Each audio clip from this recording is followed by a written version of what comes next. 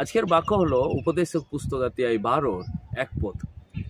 ভুলে থেকো না শ্রেষ্ঠাকে তোমার পরিণত বয়সে দুঃসময় গণালে যেন তোমাকে বলতে না হয় সব শূন্য অসার সব অর্থহীন।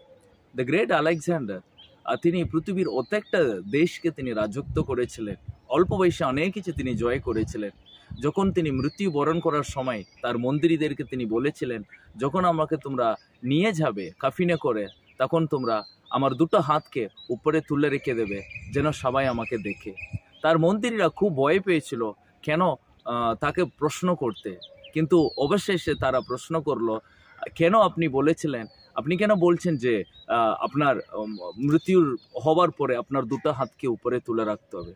তখন উনি বলেছিলেন, আমি অল্প বয়সে পৃথিবীর প্রত্যেকটা দেশকে আমি জয় করেছি, আমি বড় বড় রাজাকে জয় করেছি, এবং আমার কাছে টাকার পয়সা সোনার কোনো অভাব নাই, এবং আমি যা বলবো তাই করার মতো প্রচুর লোক, কিন্তু আমি সব কিছু লাভ করার সত্ত্বেও আমি যখন এই পৃথিবী ছেড়ে যাচ্ছি আমি শূন্য হাতেই যাচ্ছি।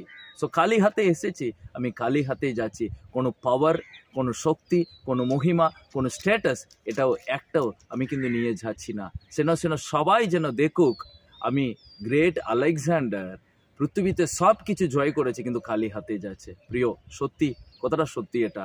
আজকে আমাদের জীবনে কোনটা সবচেয়ে বড় প্রয়োজন?